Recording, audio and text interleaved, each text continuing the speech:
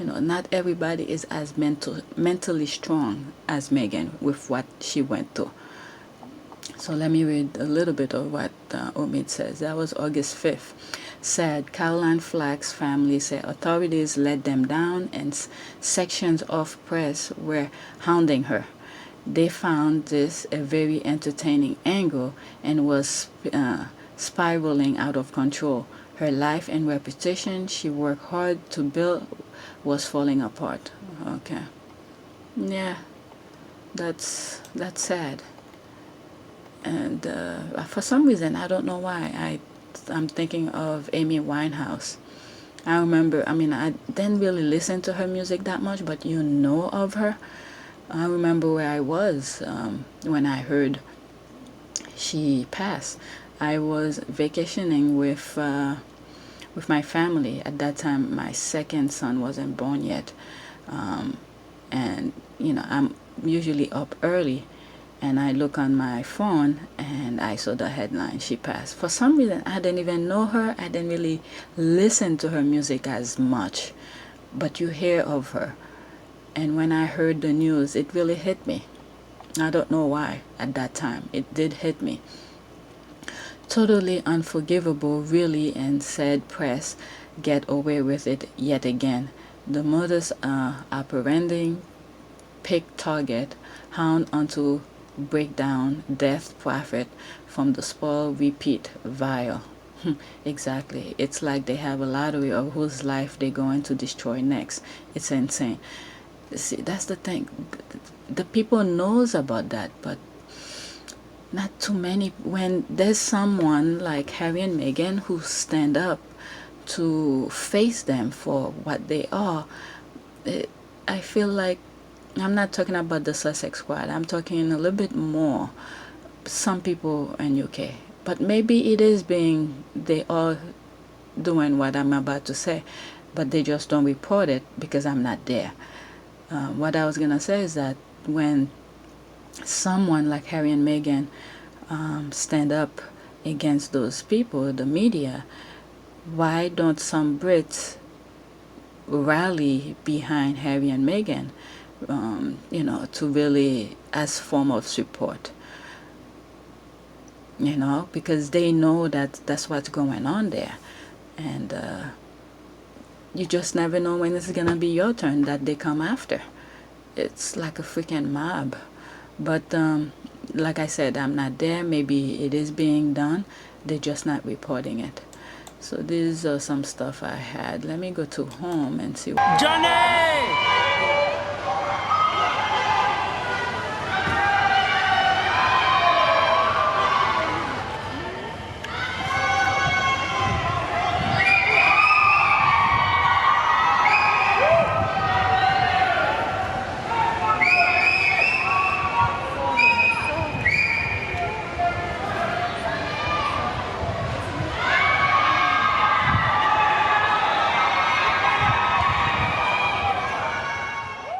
What's new? What I just said or old? MeghanPedia. For once, we have a Windsor who is actually taking his marriage vow before God seriously. He swore to love and protect. He's doing exactly that. And now their home, their own home, is in Lealanda. Yeah, I didn't read that yet. Maybe I'll put the link of this because occasionally I read her. Let me like it and let me bookmark it so I could come back to it. She usually have some she hit everything right on the head. So well done, book busy, nail it again. You see, even her, she said that, have you considered a book? I'll pre-order. Yeah, you should read these, I call it, those blog posts. Right, I try not to go into the U.S. politics, but okay. She says Susan Rice, Trump is a liar and the whole world knows it. Yeah, I try not to go into the U.S. Politics and here on this channel, but I do pay attention to what's going on. For once, we have a Wednesday. Okay, we read that. COVID, Joe Biden, hey everyone, I'm Jill Biden husband. Okay, okay. You can say to people to go back into work, but if they don't feel safe, they're going to feel reluctant. For some reason, when I read this, actually 1 minute ago, they just posted, I'm thinking about, what is that? There were so many things that they put, union, that's it, before I forget, union. In the US, a lot of people fought for union. Union is like an organization for, let's say, a teacher is part of union. They group together to stand up against the government when the workplace is not safe, things are not right. So the unions stand up to protect the teachers. Or let's say union for construction workers. They work together to protect their safety and all of that. So many other things, union. I don't want to go back and search for all of this for you guys, but these are things I sort of know, but not too much of, is that these things were created. A lot of people back then, and probably in the 30s, the 20s, meaning 1920s, 30s, and on, fought hard to have these things because they saw what was going on with the laws that were being passed were not right. So they create these things. And for some reason, down the line, they, I don't know. I think somewhere within, after these things were set up, the people, my parents, great-grandparents, they fell asleep. Things were chopping off. The government was cutting things, after-school programs, and things that will help the people at large were being cut or destroyed, chipping down. Even the postal service we having here, Trump want to close it down or do some stuff so people don't mail in their ballots. And all these, even the postal service, it has been for years, decades, they've been trying to eliminate it for some reason. I don't know why. And when unions start being destroyed, the people who are leading the union have been sold out. Crazy deals going under the table, leaving the workers blindsided and all of this. I don't know where some people were, my great-grandparents, my parents. Where were they? Why did they let these things go without fighting for? Because there were people who fought for them. That's because they saw something that we needed it. And you're seeing now, for some reason, like, the negative people with the mic are putting those things down. Like right now with the COVID, we have teachers, they're forcing for school to be open and stuff like that. With the pandemic, if there were strong union all over, it doesn't have to be just for teachers, who will say no, the workforce is not safe and things like that. For some reason, that's what came to mind when I read the first sentence. You can say to people to go back to work, but if they don't feel safe, they're going to feel reluctant. So that first sentence pretty much made me think of union. One eternity later.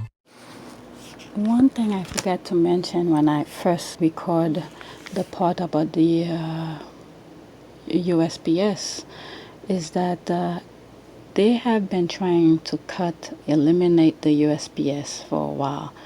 And then all of a sudden, the people were not really paying attention to what was going on. There were some few people who were fighting to keep it open, but the vast majority were not paying attention. We have, so many kids focus on video games or watching reality TV shows. They focus on all those glittery stuff, but the deep down main stuff that will affect their lives, they were not paying attention to it. And when they tell them to go get out and vote and stuff like that, many of them were not into that. They were too busy on their phone, watching the Kardashians and all this stuff, and then look where we are now. This is why I'm always saying, I do my best when I go vote. I take my kids with me in the voting booth so they know they could learn. But now it's a bit dangerous. But what I mean is that I'm not surprised by any of these because I've been paying attention. I did the little bit that I can, cast my vote for the right person who were thinking not just for one group but for the majority. That's the way I go. I don't go by party or Republican or Democrat. It's the people who are running I go for, depending on where they stand for. Yeah. So I'm not surprised by what's going on right now. Everybody's shocked, but I'm not. So yeah, okay, I'm already 17 minutes long. Alright, what this is say. Some coronavirus patients are reporting symptoms that last month. Nobody knows exactly how to treat them. We are going camping tomorrow. We're leaving tomorrow. My husband finally took some days off, even though he's been working home.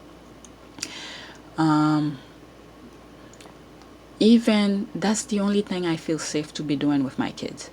I let them know how dangerous the pandemic is, the COVID-19 is.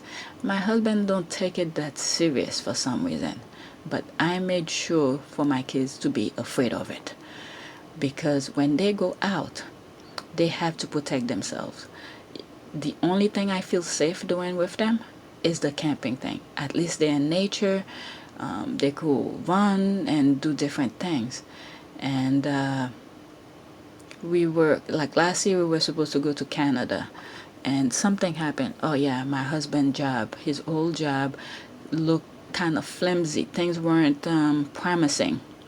So he didn't take any vacation from his last job because he didn't know how secure his job was. And they kept him till the end. They even tried to find him another position someplace else.